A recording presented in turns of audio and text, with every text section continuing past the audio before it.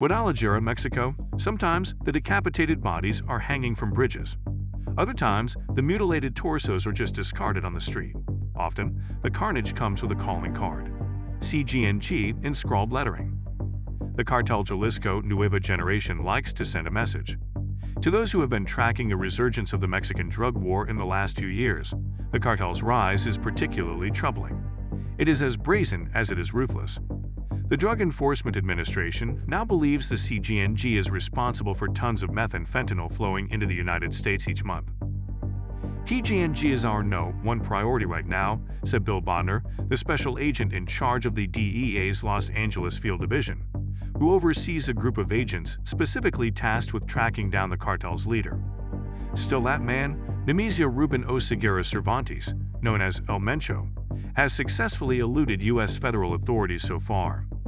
Multiple American and Mexican law enforcement officials tell NBC News the CJNG's head has filled the void after the 2016 capture of the notorious El Chapo Guzman, who led the rival Sinaloa cartel.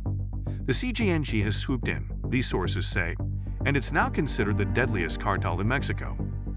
The Zetas were very feared, Bodner said. Then at their match, hunting a ghost. The DEA has touted a $10 million reward for information leading to El Mencho's arrest.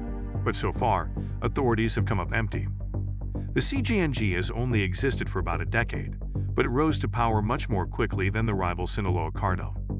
Its influence now stretches across 6 continents and 28 of Mexico's 32 states.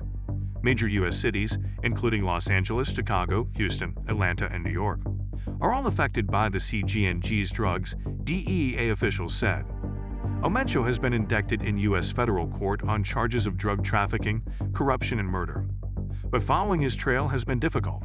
At one point, the DEA believed he might be hiding in the mountains, but it has been challenging to pin him down. In many ways, he's been a ghost, one source said. The cartel leader was born in the tiny Mexican town of Naranjo Bichila in 1966 and lived for a time in California. He was arrested in the U.S. in the 1980s for selling drugs. He eventually made his way back to Guadalajara and began working for the Milenio Cartel, a subsidiary of the Sinaloa cartel. He rose through the ranks before splintering off into his group around 2010. The resulting group, the CJNG, would quickly unleash a new wave of violence on its rivals. After 2016, when El Chapo was captured, the bloodshed intensified. El Mencho's shadowy history doesn't reveal much, except perhaps why it's been so hard to find him. El Mencho seems to be a lot more disciplined than Chapo was, Bodner said. El Chapo liked to live the flashy lifestyle, the cars, women, nice restaurants, alcohol. El Mencho is content to stay away from that stuff, to work out, to eat right, to stay off the radar. One of his few known vices, his reported love of cockfighting, which has earned him another nickname, the Lord of the Roosters. Family ties. El Mencho's American-born son, Ruben Oseguera Gonzalez, was arrested in 2015 and is now being held in a maximum security prison in Mexico as U.S. authorities asked for his extradition on drugs and weapons charges. According to the Mexican newspaper El Universal, in 2019 Gonzalez's attorneys accused a DEA agent of bribing a local magistrate to intervene and speed up the process, an allegation the agency vehemently denies. They're trying to slow the agent down in this case, Bodner said. This is a tactic by a defense attorney trying to slow down an investigation into a cartel that's trying to put up roadblocks to stop us from extraditing a person, who is a U.S. citizen, by the way. The battle between the DEA and cartels in Guadalajara has raged for decades. It was recently featured in the Netflix series Narcos, Mexico, which told the story of Agent Enrique Kiki Camarena, who was kidnapped and murdered in 1985. We are at war.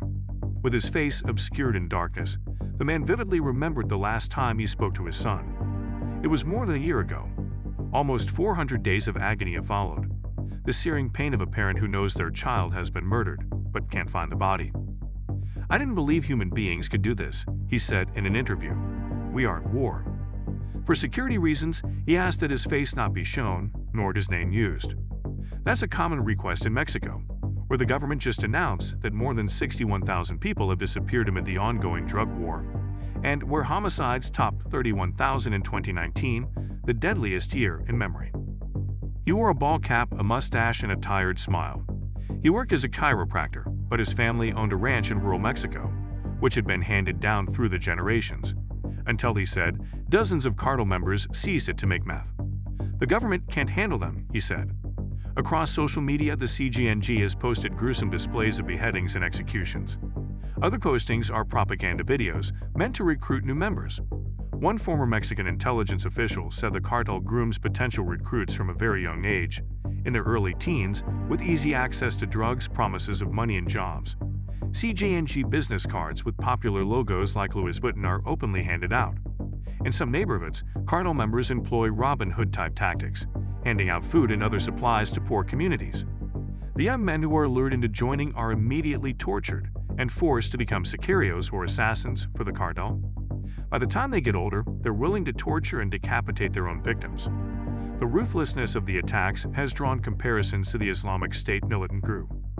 In terms of violence, yes, Bodner, the DEA agent, said, they may not have a religious ideology, but the violence is the same. Stain of blood. The DEA gave NBC News rare access to one of its secret labs that analyzes drug seizures at an undisclosed location. The agency is seeing more methamphetamine cross the border, and much of it is attributed to the CJNG. Unlike marijuana or heroin, meth doesn't require huge swaths of land or good weather. The labs can be built in isolated areas, and the synthetic drug can be much more profitable. At the DEA's lab, technicians comb through the chemical composition of the meth. It's much more pure than before, said Bodner, the DEA agent. In Mexico, the security commissioner of the state of Guanajuato said in an interview that Americans' addiction to drugs fuels the demand, which in turn fuels the cartels and their violence. Unfortunately, with each dose consumed, there comes the stain of blood, Sophia Hood said, and it's something we cannot deny.